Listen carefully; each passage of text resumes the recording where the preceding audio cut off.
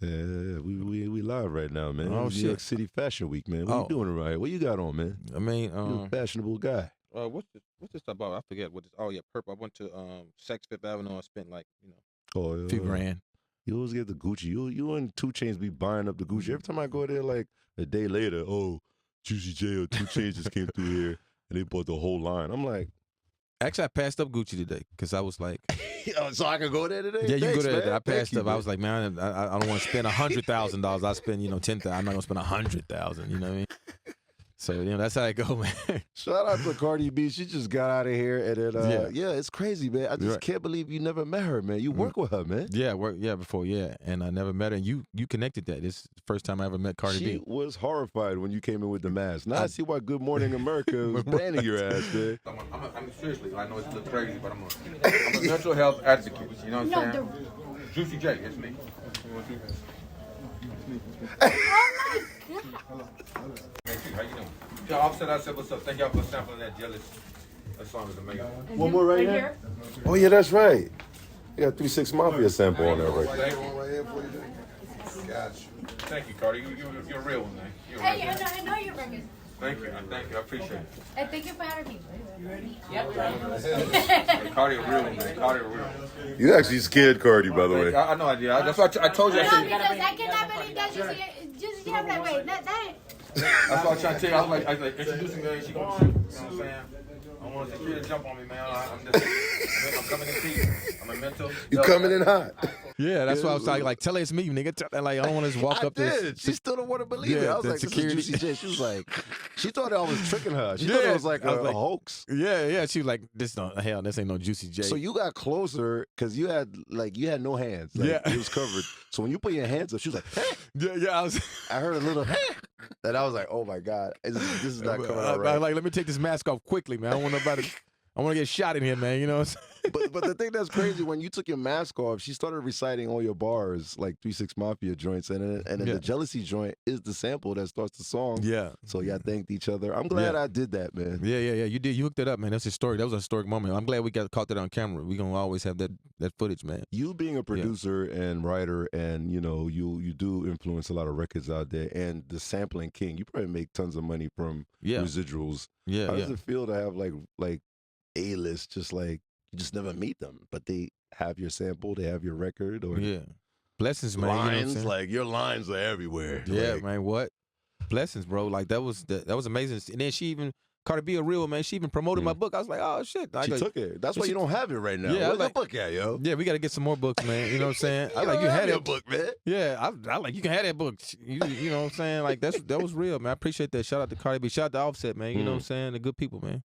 You creatively are using, your mask. I mean, the whole thing to market the book and everything. But it's a serious situation. Yeah, I didn't understand how Good Morning America didn't understand that. Is it why did they go that route? Like to tell you didn't wear it? No, I didn't. No, I didn't wear it. I brought some extra clothes because I was nervous for them. I was like, I don't want them to be like, oh shit, and I ain't got nothing else to wear. So, I mean, it was cool. I didn't have no problem with it, man. If I do an interview, I'll bring extra clothes. If somebody feel like it's uncomfortable, they feel uncomfortable, it's for their network or whatever. Then I respect it because I'm not just doing it I'm on some real shit. I'm on some mental advocate for mental health. You know what I'm saying? Awareness. So I'm like that's why I'm wearing that. And I made an album called Mental Trillness, and I'm talking about a lot of things about mental health. And if you need help, call a number 988 stuff like that. So yeah, so I'm on some real shit with it. So I respect it. So I'm like, oh no, fuck y'all. Just going sideways with it. It's not a joke. So yeah. I mean, I read a lot, parts of your book where you say Memphis is dark. It's like literally, it's a dark place to live. Evil place. Yeah. It's not. I mean, it's opportunities. Is like being a kid in North Memphis. Like, did you see yourself like? Well, I mean, how did you see your end game was? If you're a kid, you always have goals, right? I want to be a fire truck. I want to be a cop, or I want to be Superman. I want to. Yeah. What was your goals dealing with the chaos going on in Memphis? I just did music. I would tell people, they'd be like, "What you want to be when you grow up?" And I would say lawyer, and I just felt like that sounded right. You know what I mean? Like, oh man, it sound like. But you didn't want to really be a lawyer. You just said it. It sounds cool. Pretty much. But I like stuff like politics and stuff like that. So I was kind of like leaning toward that, but I didn't know nothing about no law school, all that shit. I just kind of like the scene of the president and the senators and stuff like that, and the mayor and people trying to change America and shape America. So I was kind of interested in that, but so I would say lawyer, but I mean I was really rapping and shit, bro. I mean, growing up in Queens, we had our moments where it looked like there's no opportunities and there's really no way out. You look up to the drug dealers, you look up to the street guys, and they're the ones with the money. Not even them, like other people, like you see people become crackheads and stuff like that. And you see that there's no end game in sight, and then this thing called hip hop comes in, and it just like changes everything. But in Memphis, there was really like nothing at all. But I wanted to do music. I was in love. I fell in love with music when I watched this TV show called Sha Na Na. And since then, I was like, man, I want to be a singer. Playing the piano, singing to the chicks. You know what I'm saying? I wanted to be a singer at first. I wanted to be this nigga like Barry White and Isaac Hayes. They playing that piano and singing to the chicks and shit like that. That's what I wanted to do. So I was trying to sing and write songs and stuff like that. And I heard to the Hibbit, the Hobbit, the Hibbit, the Hobbit, the Hibbit. What? Sugar Hill Gang, and I fell in love with hip hop after that. I said, oh shit, these niggas rapping. Shit, I can rap. You know what I mean? Oh shit. You know what I mean? And then ever since then, it's been Jazzy Jeff, Fresh Prince, NWA, Nas, LL Cool J. It's just tidal wave. Yeah, Run DMC, and then now you got 3 6 Mafia. That's how being part of the DNA of hip hop, man. Yeah, that's it, man. Yeah. I interviewed Swizz Beatz the other day, and he told me that he stole his first MPC through the blackout in New York City. Like they ran up in Sam Ash. Damn. And that's how he got his MPC and started doing beats. How did you get your first piece of equipment? Somebody broke into somebody's house and it was an MPC 60. He sold it to me, and the dude sold it to me for like $100. Yeah. What? Yeah, it was a stolen piece of equipment. So basically, he just fooled around with it and eventually, figured out how to work it. Yeah. And it took me a long time, man. But I stayed with that shit. I was in love with that motherfucker. I was like, man, this a very high priced drum machine. I think the drum machine could have cost a couple of $100 back then, maybe $300, $400, maybe $500 at the most. But I got it for $100. So shit, I was in that motherfucker.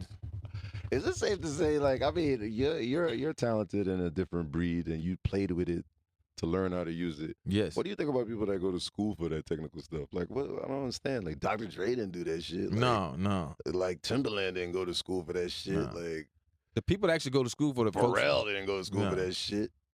No, the people that's going to school for are the ones that scoring these movies. You know what I'm saying? Like John Hanson and all. He'd be like, all these niggas doing all this.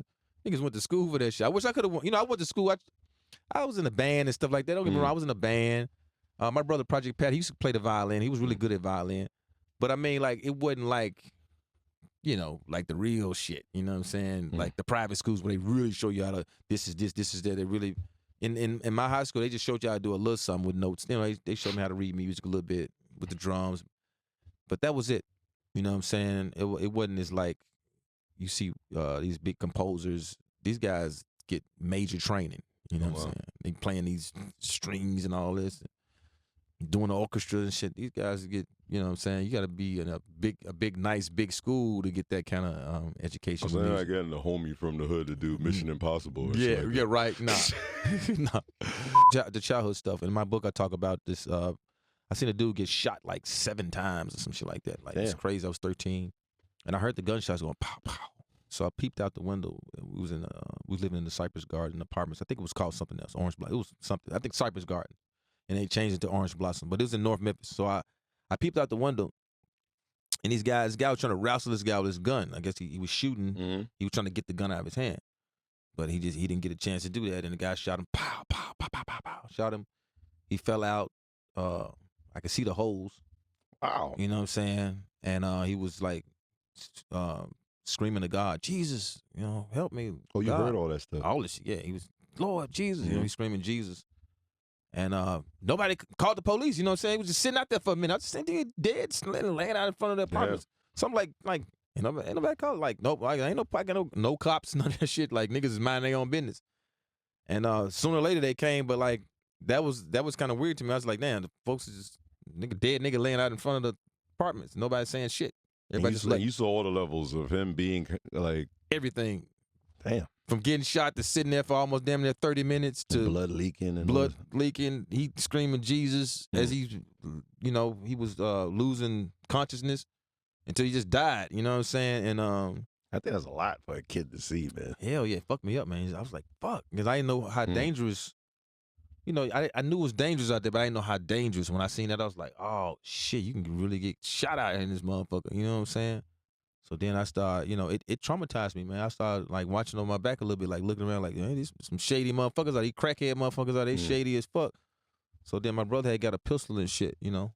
For protection and stuff. Yeah. My daddy found it in tow and took a hammer and smashed it. Oh wow. Yeah. It's in the book, man. I talk about it all through the book. There's a lot of other stuff that happened.